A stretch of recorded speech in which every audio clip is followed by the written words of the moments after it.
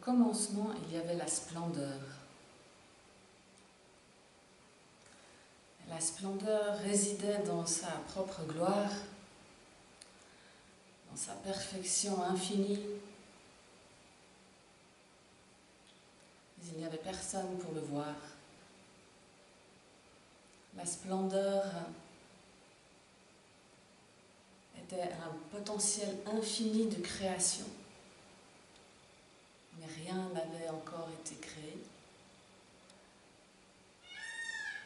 La splendeur, après un temps infini, complètement au-delà du temps, puisque le temps n'existait pas, a conçu le désir de s'explorer elle-même. Et les textes védiques nous racontent que cette splendeur s'est chauffée elle-même.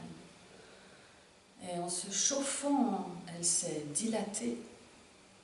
Il y a eu une sorte d'explosion gigantesque qui a fait apparaître l'espace et le temps.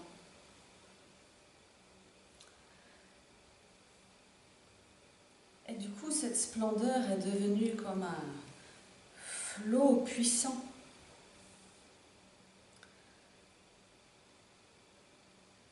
qui d'abord très rapidement et puis ensuite en se ralentissant un peu a créé des millions de galaxies,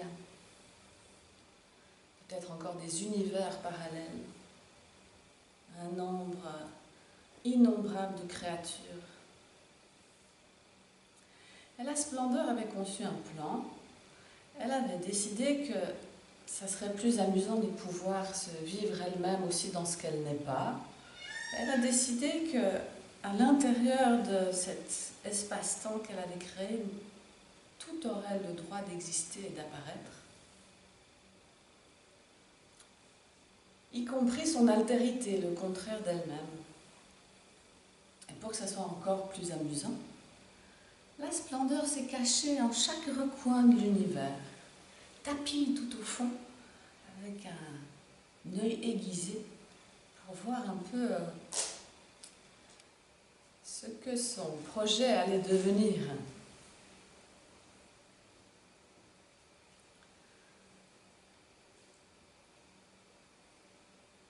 Et nous avons oublié que nous sommes la splendeur.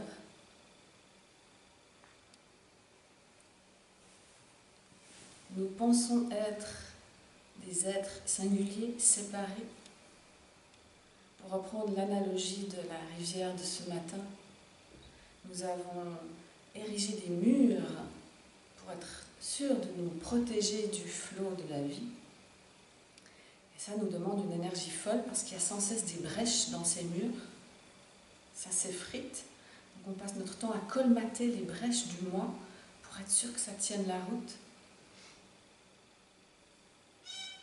Et la splendeur qui est cachée à l'intérieur des murs, comme un œil qui juste observe. Et la splendeur est aussi à l'extérieur puisqu'elle est une avec le flot de la vie. Et alors la splendeur s'amuse à venir taper contre les murs de temps en temps pour voir qu'est-ce qui va se passer.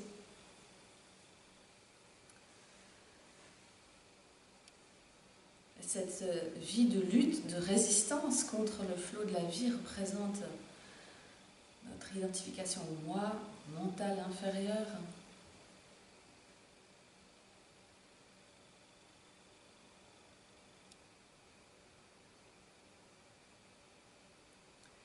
Et puis vient le jour où on en a marre de lutter pour maintenir ces murs. On fait des fenêtres de plus en plus larges.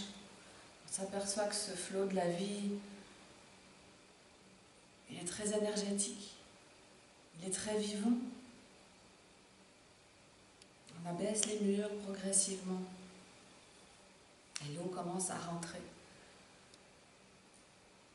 Et quand l'eau commence à rentrer, on s'aperçoit que c'est la même eau qui était déjà à l'intérieur de nous.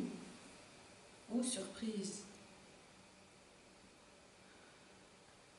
Et peut-être un jour, on laisse tomber complètement le mur, alors qu'on avait tellement peur de perdre notre moi, on s'aperçoit que on se met à osciller délicatement, agréablement. Et nous avons toujours un centre, nous sommes toujours ce centre qui oscille, mais il est traversé par le flot de la vie. Et cette étape-là dans les Yoga Sutras s'appelle Samadhi Parinama. Parinama, c'est la transformation. Je vous ai parlé de la première transformation il y a quelques jours. C'était Nirodha Parinama, c'est la transformation du grand calme. Être capable d'installer le silence mental sur commande, de penser quand il faut penser, d'arrêter de penser quand on a envie d'être dans la perception.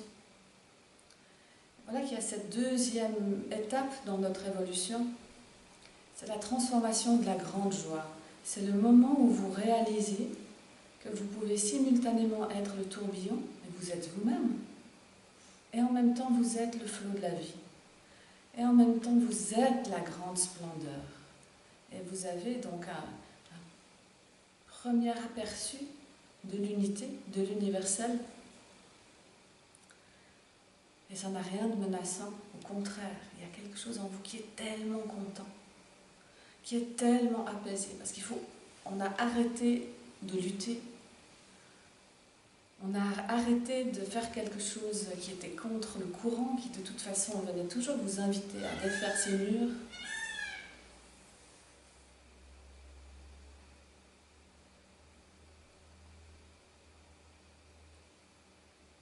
Et il y a une joie très particulière au moment où vous acceptez de ne plus être ce moi étriqué.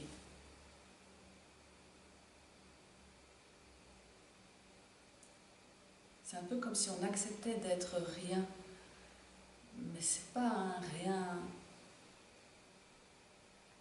vide.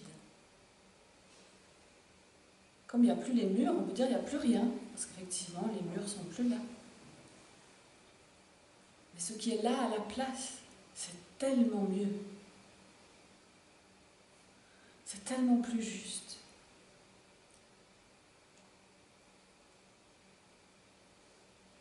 Alors la splendeur qui était cachée à l'intérieur des murs et la splendeur qui était cachée à l'intérieur de la rivière se rencontrent et fusionnent. Et oh, quelle joie de se retrouver.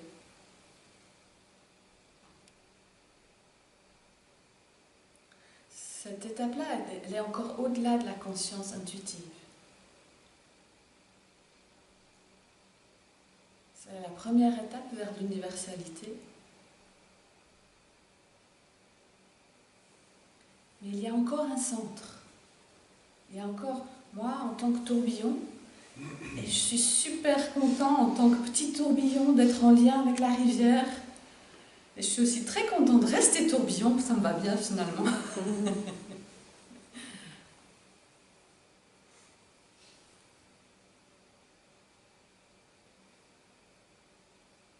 Quand on est dans cette étape-là, on vit sans cesse l'universalité, mais avec toutes sortes de saveurs. Quand vous êtes perché au sommet d'une montagne, vous avez un sens de l'universalité, de l'unité, qui est différent de si vous allez explorer les océans dans un sous-marin, vous avez un autre sens de l'universalité. Ou si vous êtes en train de vous occuper d'enfants, vous avez un autre sens de l'universalité. Ou si votre travail, c'est simplement de faire ce que vous pouvez de façon modeste, là où vous vivez, à votre mesure, c'est un autre sens de l'universalité. Il y a toujours un centre. Et ce centre, sa grande joie, c'est de se mettre au service de la rivière. Et du coup, la rivière est au service du tourbillon, puisque c'est la rivière qui entretient ce mouvement agréable du tourbillon.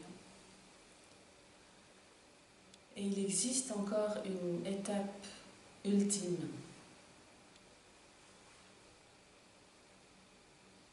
C'est l'étape où le tourbillon prend conscience de tous les autres tourbillons. C'est le moment où on va toucher à l'universel et rencontrer la splendeur plus seulement à partir de mon petit tourbillon personnel qui rencontre la rivière, mais subitement, on devient capable de sentir ce que vivent tous les tourbillons de la rivière en même temps.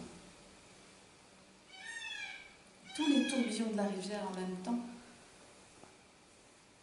sont en lien avec ce flot de la vie.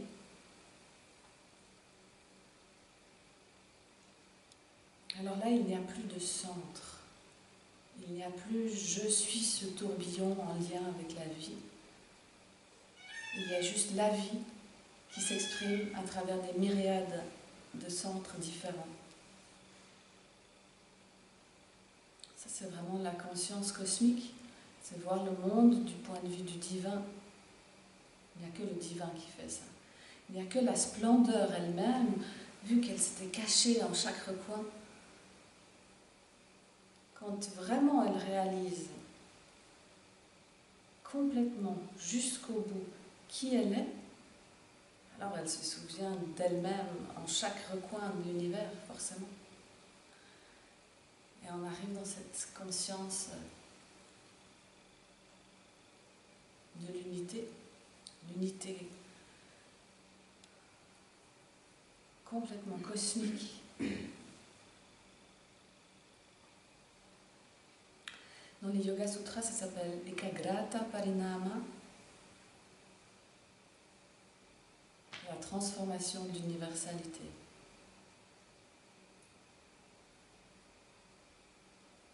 Les êtres qui peuvent vivre ça sont très rares. Pour donner un exemple, Ma Anandamayi, qui était cette sainte bengali, avait toujours énormément de gens qui se pressaient autour d'elle et qui des fois la bousculaient, ou ils pouvaient être vraiment très très proches, un peu comme des enfants avides d'attention.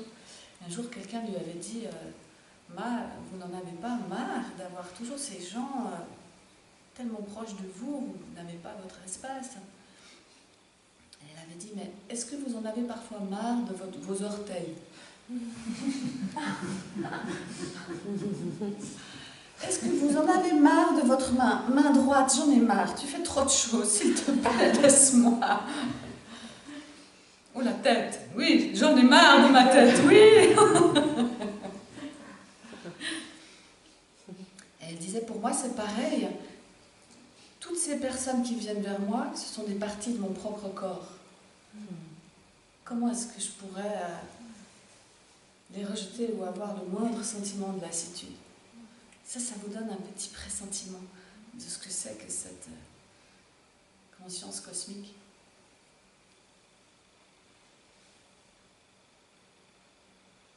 Dans cette conscience cosmique, il n'y a plus aucune opposition. Même quand quelque chose a l'air disharmonieux, ou quand quelque chose a l'air d'être en opposition, ce regard de la splendeur n'est que le jeu, et on a juste besoin qu'il y ait un semblant de disharmonie. Avec un autre regard, on peut dire que c'est disharmonieux, mais en réalité, c'est juste là pour que ce jeu de la splendeur puisse s'accomplir.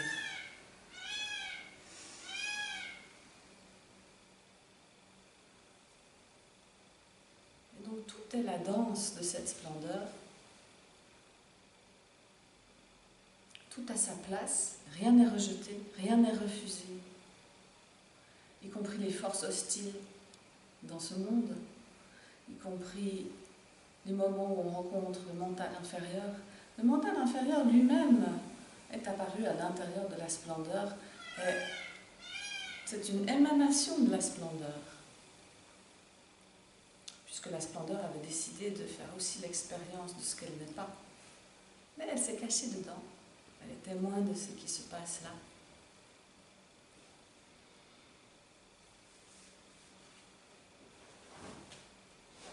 Alors forcément, plus vous vous rapprochez de cette conscience cosmique, plus il va y avoir une forme d'immense conscience, une forme d'immense acceptation, une forme d'immense compréhension.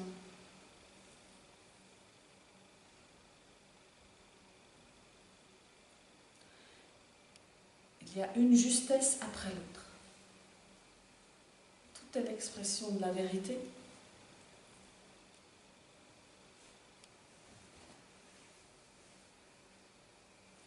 rien n'est gommé, rien ne devient lisse ou fade, tous les contrastes restent.